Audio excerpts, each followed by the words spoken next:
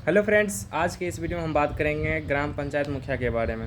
वैसे तो हमें राजनीतिक में इंटरेस्ट नहीं था, फिर भी हमें ये वीडियो बनाना पड़ा मजबूरन, क्योंकि बहुत सारे पंचायत में कुछ मुखिया हैं जो स्टूडेंट का भी लाइफ कहीं ना कहीं बर्बाद कर रहे हैं। तो इसीलिए मुझे ये वीडियो बनाना पड़ा।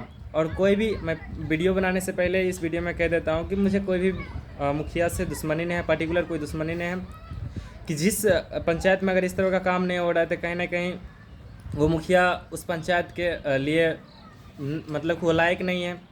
तो मुखिया के सबसे प्रथम बात उसका मतलब क्या मैनली कार्य है, उस कार्य के बारे में चर्चा करेंगे।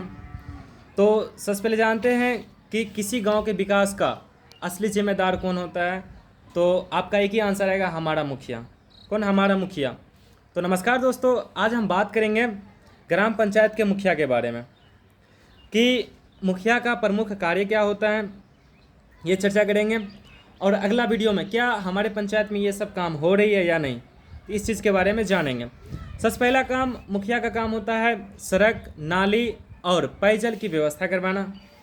तो क्या आपके गांव में ये सब बातें हो रही है? तो आपको खुद ही पता होगा। फिर दूसरा काम होता है प्रधानमंत्री आवास योजना और मनरेगा जैसी कार्य करवाना। तीसरा, ग्राम पंचायत की बैठक बुलवाना। और हर एक पंचायत में पंचायत भवन बना होता है, किस लिए आपको पता है?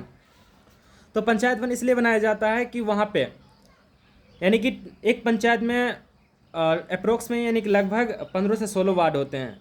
यानी कि एक महीना में कम से कम दो बार वार्ड को बुलाया जाता है वहाँ उस पंचायत भवन पे। उसकी अध्यक्षता ली जाती है कि आपने अपने वार्ड में क्या चीज़ विकास किए हैं और आपके वार्ड में क्या चीज़ की कमी है, उन योजनाओं को लाया जाएगा। लेकिन ऐसा कुछ भी नहीं कराया जाता है। इसीलिए हमारा ग्राम पंचायत यानी कि हमारा पंचायत पीछे जा रहा है। मैं पर्टिकुलर इसी पंचायत की नहीं बात कर रहा हूँ मैं जिस पंचायत में रह रहा हूँ, और भी पंचायत में ऐसी बातें हैं। उसके बाद गांव के नागरिक का अधिकार है कि वो मुखिया के विकास के कार्यों का हिसाब पूछे, लेकिन ऐसा नहीं करके कुछ नहीं, बस उनको कुछ लेना देना नहीं है। क्योंकि आप अगर जब बातें कहेंगे यानी कि आप जब बोलेंगे तो फिर दूसरे आदमी आपसे वो प्रभावित होंगे, तो फिर वो भी आवाज़ उठाएंगे। तो इसीलिए हमारा अधिकार होता है मुखिया जो भी कार्य के हैं उन पे मतलब कि उनका ध्यान करना। उसके बाद मुखिया जनता द्वारा चुना जाता है।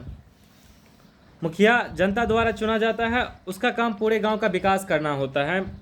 तो जागरूक नागरिक ही मजबूत पंचायत का विकास करते हैं। आइए हम उन मुद्दों की बात करते हैं कि हाँ, ये सब काम हमारे पंचायत में हो रही है कि नहीं।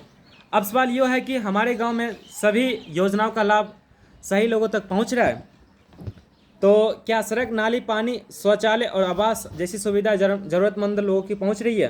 तो आपका एक ही आंसर आएगा, नहीं। फिर दूसरा, क्या ग्राम सभा की बैठक नियमित रूप से हो रही है? तो नहीं। चौथा, क्या पंचायत के विकास कार्य जानकारी जनता को दी जा रही है? यदि इन सवालों का सवालों का जवाब नहीं है तो हमें जागरूक होने की आवश्यकता है। गांव का विकास तभी संभव है जब जनता अपने अधिकारों को समझे, सवाल पूछे और ग्राम सभा में भाग ले। याद रखें, जागरूक जनता, मजबूत पंचायत और विकसित गांव। आइए हम सब मिलकर अपने गांव को बेहतर बनाएं।